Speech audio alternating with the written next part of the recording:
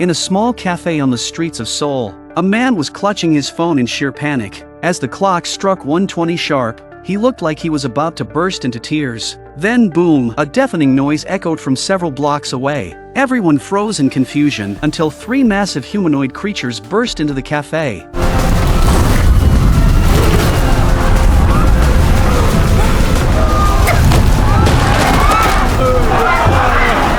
Clearly, they were here for him. Luckily, the man wasn't completely paralyzed with fear. He shoved through the crowd and made a run for it. But those three beasts weren't letting him off easy. He screamed and bolted down the street, while they barreled after him like wrecking balls. He tried ducking between parked cars to slow them down, but it was useless. Cars got wrecked, and the monsters kept coming. Eventually, they caught up. The man dove under a car in desperation, but it didn't help. One of the creatures smashed the car flat and yanked him out.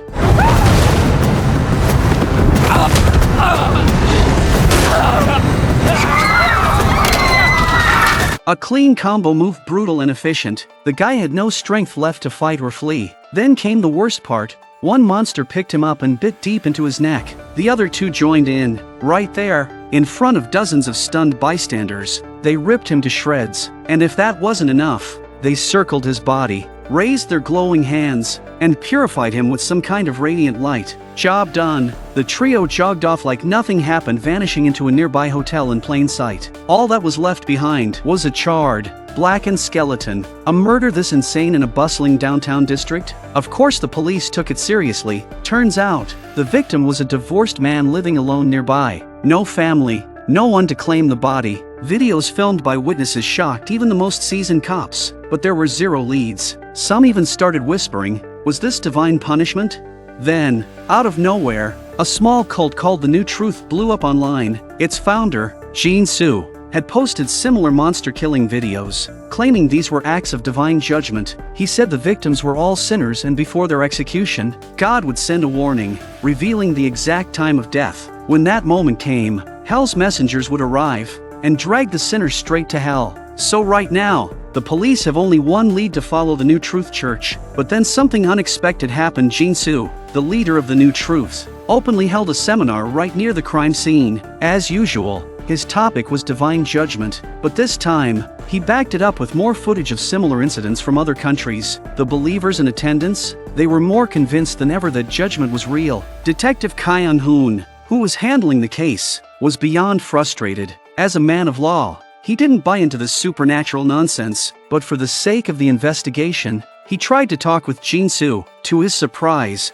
Jin Su laughed in his face when he mentioned the murder. "How dare you investigate the will of God?" he mocked, without even trying to hide his contempt. Kyun Hoon was momentarily speechless until he turned around and saw something that shocked him even more. His own daughter, Hee-jong, was there too as a volunteer for the church. He rushed over to confront her, demanding to know why she was involved, but she refused to answer. Instead, she greeted Jin Su politely and walked away without saying another word. Kyun Hoon had no choice but to push forward with the case. Later, he and his partner followed Jin Su onto the subway, where the cult leader began to openly share his story. He explained that he grew up in a Catholic orphanage, constantly haunted by the question, what's the point of living?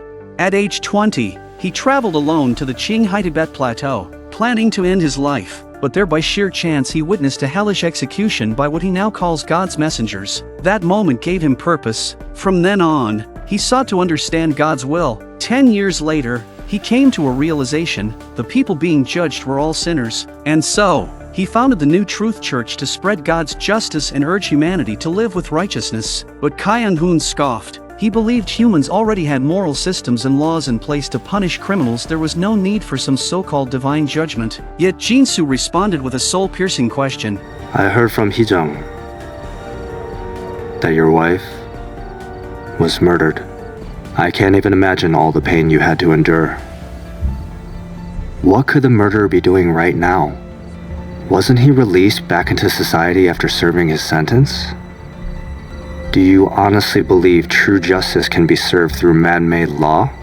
And suddenly, Kyun Hoon had no reply. His own wife had been murdered over a decade ago, but the killer, high on drugs at the time, was deemed mentally unstable and sentenced to just 10 years. Worse yet, the man walked free 6 years ago for good behavior. At that moment, A part of Kyun-hoon wanted divine judgment to be real. He wanted that murderer to burn in hell. But then the real question hit him. How does God choose who gets judged?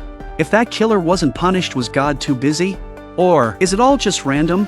That question is the key to unraveling everything. Cut to a new scene. Jong-ja, a hard-working single mom, had just gotten home after a long day. Suddenly, her daughter surprised her with a birthday cake, while her son filmed it all on his phone. It was only then she remembered today was her birthday. She smiled, basking in the love of her kids, but the moment was shattered when her son's face twisted in horror. You will die in 5 days at 3 p.m. And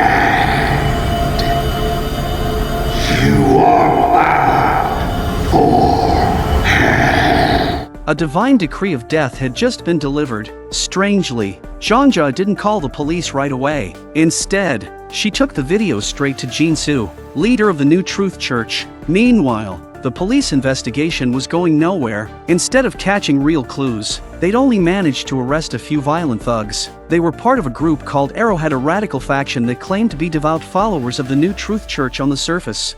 But in reality, they were just fanatics using faith as an excuse to bully others. One scientist had publicly questioned the legitimacy of the judgments, and they retaliated against him viciously. The scientist's lawyer, Jin, urged the cops to punish these delinquents, or better yet take down the whole organization, but Detective Kyun-hoon refused, saying, "Most of them are minors," and just like that, the case was dropped. Jin was furious, but there was nothing more she could do. Back at her office, she found someone waiting. Jong-ja. Turns out, Jin was one of the top lawyers in Seoul, and Jong-ja needed her help desperately. She made a deal with Jin Su. If she agreed to live stream her own judgment, the New Truth Church would pay her 3 billion won. That way, even if she died, her kids would be financially secure. Her reason for coming? To ask Jin to ensure her children actually get that money after she's gone. Once Jin realized it was connected to the New Truth Church, she agreed to take the case, and to protect the children. She even informed Kyun-hoon about the upcoming live stream. The next day, everyone gathered at Jong-ja's home, the lawyer, the detective, and Jin Su ready to finalize the contract. Everything started smoothly, until Jin Su suddenly turned to Jong-ja with a chilling question. "So what sin did you commit that made God choose you?" Jong-ja froze. She stammered, clearly hiding something. Jin Su glanced at a family photo and asked about the children's father. At that, Jong-ja got visibly upset. What she hadn't told anyone was that the children's father was a married man. She now believed that this was the sin that doomed her to judgment. But seriously, who goes to hell for that? I don't care what you think I did. All that I want is to secure a future for my children. Everything is set with the contract, right? They are the most important. Please help my kids settle down somewhere safe. I beg you. Jin Su didn't press further. He signed the contract, handed over the first payment, and left without another word. That night, Arrowhead's streamer went online and made a shocking announcement. Jong-ja's upcoming live stream judgment had been leaked to the public. Not only did he accuse her of seducing a married man and bearing 2 children, he even exposed their personal information. But the one who leaked it wasn't Jin Su. It was actually Kyun-hoon's own assistant, a fellow officer and a secret follower of the New Truth. Based on what he had seen earlier that day, he tipped off the streamer about Jong-ja's so-called sin. As soon as Jin got wind of this, she rushed to Jong-ja's home. To keep the children safe, they had to move them to a secure location immediately. Thankfully, everything went smoothly on that front, but over at Kyun-hoon's place, he suddenly realized his daughter was missing. When he called her, she claimed she was studying at a friend's house. In reality, she was with Jin Su. Years ago, her mother had asked her to drop off some clothes to her father after school, but she forgot. So her mother went instead,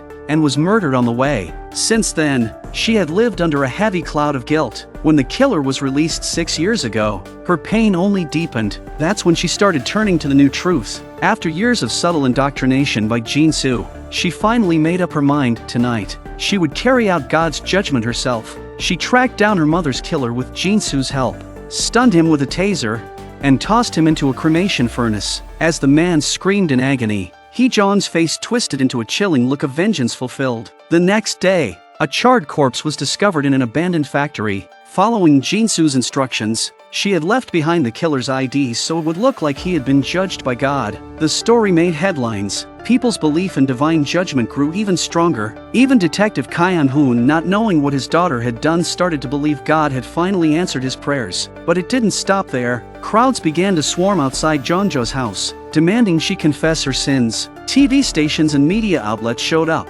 hungry for spectacle. And to top it off, zealots from the church began infiltrating the police station, pretending to be volunteers, all in an effort to sabotage the investigation. Luckily, they were eventually taken down by the authorities. Then, the day finally arrived. Jeonjo's judgment was about to begin. Masses of New Truth followers gathered outside her home, eager to witness the divine punishment with their own eyes. To make the live stream even more dramatic, the TV station went so far as to tear down the wall around Jeonjo's house. The police had no choice but to deploy a large number of officers to maintain order. Suddenly, a group of masked figures appeared. They walked straight to the VIP seats that had been prepared in advance. It was obvious who they were: the funders behind the 3 billion won payout. As the predicted time drew near, Jeonjo finally appeared. Moving slowly, she sat down in the chair placed directly in front of the camera. Meanwhile, Jin, Kyan-hoon, and the others were quietly escorted off set by the production crew. With the countdown now ticking, Jeonjo could no longer hide her fear.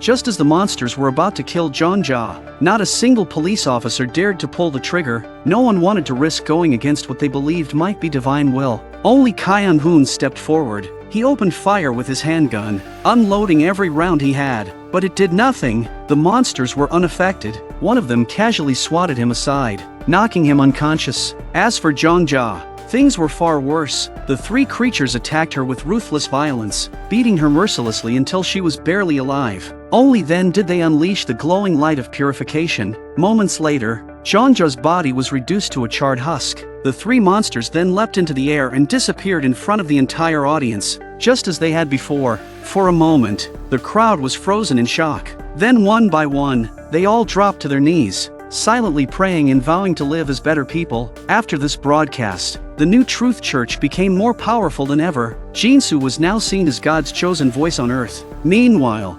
Kyan-hoon woke up to find that his daughter still hadn't returned home. The streets outside were eerily empty. What he didn't realize was that people were now so afraid of committing sins that they were too scared to even leave their homes. Watching TV, he saw Jin Su encouraging citizens to live normal lives again. But in the background, Kyan-hoon spotted something that made his blood boil: his daughter's coat hanging behind Jin Su. Enraged, he immediately rushed toward Jin Su's home. What he didn't know was that because he had dared to open fire on the messengers, Arrowhead had already branded him a heretic and a blasphemer. And because she didn't kneel during the live stream, Jin had also been added to their list. Jin had been preparing to flee the country with her mother, but then, she discovered an anonymous letter in her office. Inside was a stunning revelation. Jin Su had received his own death decree from God 20 years ago. Determined to uncover the truth, she canceled her escape. But first, she had to get her mother out of the country, or her life could be in danger. On the way back to her office to find the whistleblower's address, she found the place in ruins. It had been ransacked. Her colleague was bloodied and bruised, and warned her to stop digging into anything related to the New Truth Church. But Jin refused to back down. She got the address, but while she was away, her mother had already been surrounded by followers of the New Truth. By the time she made it back to the underground garage, she saw her mother being violently beaten to the ground. She rushed to intervene, only to be savagely beaten herself. Her mother, trying to protect her, was struck on the back of the head by a fanatic. Jin managed to get her mother to the hospital, but because someone recognized her as the lawyer who didn't kneel, they were delayed. Her mother died during the wait for treatment. Elsewhere, Kyan-hoon reached Jin Su's building, but he too was recognized by a crowd of fanatics and suffered the same fate, beaten nearly to death. At the last moment, Jin Su called him. He asked Kyan-hoon to meet him at the orphanage where they had both grown up. Kai Un-hoon rushed there immediately, but instead of telling him where his daughter was, Jin Su told him a story. 20 years ago, he had received his own death decree right there at the orphanage. He had no idea what sin he had committed, but he was forced to live under the constant terror of impending death. And when he was finally old enough to leave the orphanage, he decided to end his life. But after witnessing a judgment firsthand on the Qinghai Tibet Plateau, Jin Su began to feel that he should never have been marked in the first place, and he certainly shouldn't have spent all those years living in fear. That experience drove him to create a new kind of world, one where people would be terrified into goodness, where fear of judgment would keep humanity in line. He believed everything he did was justified, until Kai Un-hoon said something that shook him. Human society should be upheld by humans. Judgment is unnecessary. Besides, not all those being judged are truly evil. Jin Su already knew that. He himself was innocent, but it was that very injustice that made him snap. He couldn't accept it, so he turned his bitterness into vengeance against the world. And now, the only reason he dared to reveal all this to Kai Un-hoon was because he had just 10 minutes left before his own judgment. As for Kai Un-hoon's daughter, she had already been safely returned home. Now, Kai Un-hoon stood at a crossroads. One option was to stay and film Jin Su's execution, revealing to the world that these so-called divine judgments were nothing more than random violence. The other was to go home, reunite with his daughter, and silently accept the world that Jin Su had created. He didn't know what to choose, because back when he had been investigating the case of his wife's killer, he had found security footage showing someone dragging the man's body. No one else had recognized the person in the video. Everyone believed the killer had been dragged to hell by divine forces. But Kai Un-hoon knew the truth. It was his daughter. He recognized her instantly. And ever since, he had been trying to protect her by hiding the evidence. If he exposed Jin Su now, the truth about his daughter's crime would come out too. As he stood frozen in conflict, the three messengers of hell arrived on schedule.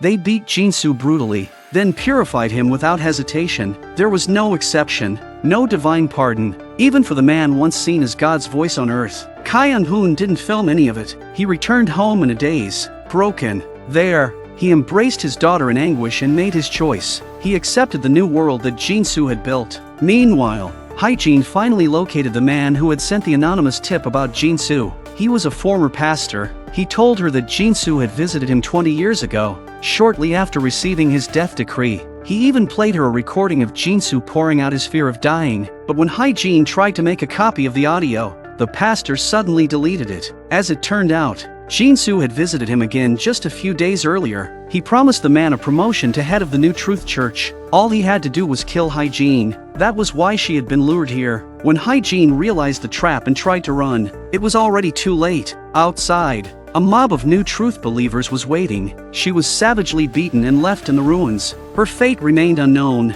For years passed, and the world had become exactly what Jin Su envisioned. The New Truth Church had risen to become the most powerful religious organization on the planet. They even erected statues of the so-called Hell Messengers to constantly remind people to stay in line. The house where Jonja was first judged on live stream, it had been transformed into a full-blown museum. Even her remains were preserved and put on display. The man who took over the church, named Jung-hae, continued the spectacle. The pastor who took over the New Truth Church kept the judgment live streams going, continuing the spectacle. Some people, after receiving a death decree, chose to end their own lives. But it didn't matter. Even in death, your soul would still be judged. Under this growing cloud of fear, the New Truth Church evolved into something far more powerful than any government. The biggest beneficiaries were the church's loyal followers. They became enforcers, operating in the shadows. Their job was to hunt down those who had been marked, force them into public judgment, and do whatever it took to make the spectacle happen. They committed countless atrocities in the name of divine justice, and most of them had come to realize something chilling. Even if they committed crimes, there was no guarantee God would choose them for judgment. While they ran wild, grabbing victims for live executions, another group quietly emerged. It was a resistance movement led by Jin. Its members were all people who had lost family to the so-called divine judgment. They knew their loved ones weren't evil, so they couldn't believe these deaths were justice. To stop the church from turning every death into a public warning, Hygiene's team tried to reach each marked person before the enforcers did. They would secretly dispose of the body, fake an accident, or help the person disappear. Most people who received the decree chose Hygiene's group over the church, because no matter what they had done, once marked, they were branded as sinners. Even after death, their families were left to carry the shame. But despite all her efforts, Hygiene's group had no real power to overthrow the New Truth Church. The so-called judgments kept happening. All they could do was ease their fears and take away the burden that followed. Then, everything changed. One day, a newborn baby was marked for judgment. Child of Soyeon Song. In 3 days' time, at 9:30 p.m., you are bound for hell. It happened by accident. A woman had been filming a quick video to send to her husband and ended up capturing the entire scene on camera. Her husband, Young Jae, was stunned when he saw it. Neither of them could understand what sin a newborn could possibly commit. But Young Jae had a connection. A co-worker of his had once been judged and had secretly received help from Hygiene's group. So Young Jae didn't hesitate to turn to Hygiene for help. When Hygiene learned that a baby had received a death decree, she immediately saw it as the perfect chance to bring down the New Truth Church. If the baby's judgment could be live-streamed, the world would finally see that not all those judged were sinners. The illusion of divine justice would shatter, and the fear that had gripped humanity for years would lose its hold. But Young Jae was horrified at the idea. He couldn't imagine allowing his newborn child to be beaten and judged in front of the entire world. He lashed out at Hygiene, accusing her of using his child for her own agenda. The truth was, he didn't care whether the judgments were real or not. All he wanted was to protect his baby. Seeing how emotional he was, Hygiene realized he might simply be acting out of desperation, so she softened her tone, assuring him that if he truly didn't want to go through with it, they could do what her group always did: fake the baby's death and make it look like an accident. That way, he and his wife could still live in peace. She handed him a card and told him to call if he changed his mind. Later, Young Jae told his wife everything Hygiene had said. As expected, she was completely against it. After 4 years of living in this new world, she had become a full believer in the New Truth Church. She didn't even want to fake their child's death. To her, this had to be a mistake. There was no way her baby had committed a sin. God had simply gotten it wrong. The next day, while Young Jae was at work, she quietly took the child and went straight to the church headquarters. She hoped to plead with them, explain the situation, and ask them to speak to God on the baby's behalf. Meanwhile, Young Jae was unable to focus at work. Then his phone rang. It was Hygiene, but he still couldn't bring himself to make a decision. Hygiene warned him clearly, "Don't take the baby to the New Truth Church. If you do, they'll take the child and hide him away. If you do, you won't even get the chance to be with your child in the end." Panicked, Young Jae called his wife. She had just arrived at the church and immediately hung up. He texted her again and again. Finally, she replied. "I'm sorry," she wrote. "I have to ask them to make God take it back." Young Jae called Hygiene right away, and the two of them raced to the New Truth Church headquarters. By then, his wife had seen the truth with her own eyes. The church had no intention of helping her. She fought with everything she had to keep her baby from being taken, but what could one terrified woman do against a room full of men? Luckily, Young Jae and Hygiene arrived just in time. Coincidentally, the church was being interviewed by reporters at that very moment. Hygiene's team sent someone posing as a man who claimed he would be judged in 10 minutes. While the media and church officials were focused on him, the others slipped upstairs and managed to rescue the baby. They escaped the building just in time. Hygiene drove them to a safe house, the home of a resistance member who had also received a death decree and could be completely trusted. It was there that Young Jae and his wife finally agreed to live stream the judgment. The resistance member, a former influencer with over 1 million followers, immediately dug out his old live stream equipment. He had stopped streaming after receiving his own decree. Using his account, Hygiene announced the upcoming live stream of the baby's judgment. Child of Soyeon Song. I understand that this video will confuse a lot of people out there. What could a newborn baby possibly have done to face God's wrath? The baby's demonstration is at 9:30 p.m. tomorrow. We will broadcast the demonstration of this innocent baby live tomorrow. You can interpret its meaning for yourselves.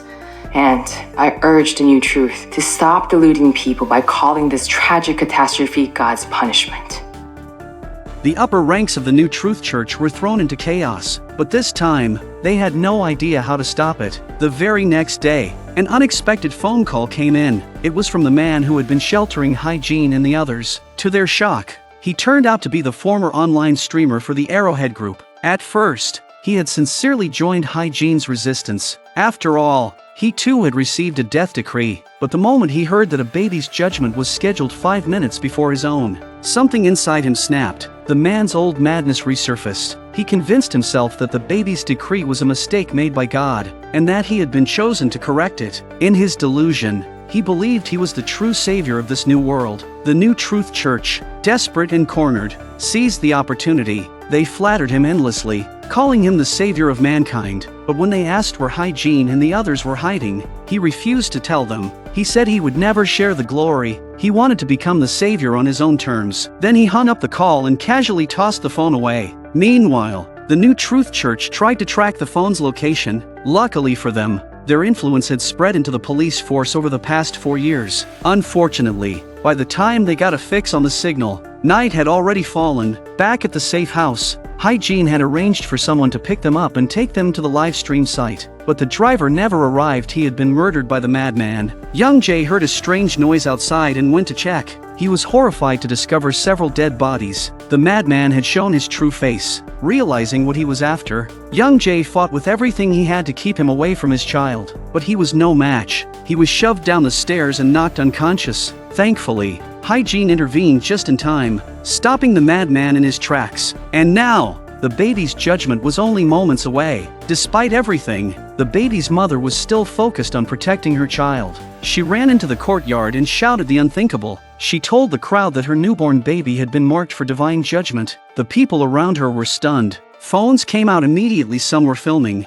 others started live streaming. At that moment, the New Truth Church finally found the madman's discarded phone. Realizing they had been tricked, they turned and rushed to the scene. As the scheduled time arrived, the 3 hellish messengers appeared. They charged toward the baby with no hesitation, but the mother never gave up. She ran across the courtyard, dodging the creatures as best she could. Jin rushed out to help, but was flung across the yard by one of the monsters and left unable to move. Young Jae regained consciousness just in time. He heard the commotion, rushed outside, and saw the beasts closing in on his family. He ran in and shielded his wife and child, but was tossed aside like a rag doll. Out of options, Young Jae grabbed a garden hose and used it to tie himself to his wife and baby. The 3 monsters slowly approached. This time, they didn't attack. They simply began the process of purification, unleashing the blinding white light.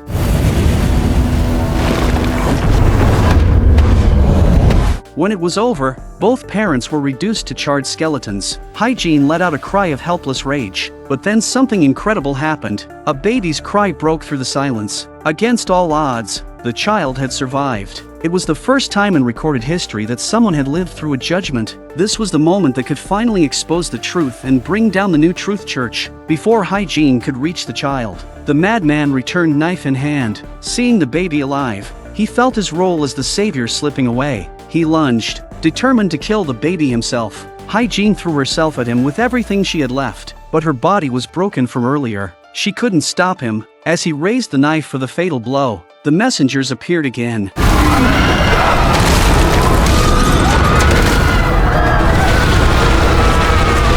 It was his time, and maybe, just maybe, the monsters felt something, because they beat him down without mercy. Then came the purification. The madman was turned to ash, just like the others. As the beasts disappeared once more, Jin picked up the crying baby. A bystander wrapped a blanket around the child, holding back tears. Just then, the New Truth Church finally arrived, but they were too late. They watched helplessly as Jin walked away, protected by a crowd that no longer believed them. The people blocked the path, refusing to let the church get any closer. One of the church's leaders, known by his thick glasses and cold stare, lost control. He began beating an old man who was trying to stop him. It was a turning point. The people finally saw the church for what it truly was. Even the police officer who had come with them couldn't stand it anymore. He arrested the man on the spot for assault. And just like that, things began to shift. Maybe people were finally waking up. But that's where season 1 of Hellbound ends. We still don't know if the new Truth Church was truly overthrown. We don't know why the messengers started judging people in the first place. And we don't know what becomes of Hygiene and the baby.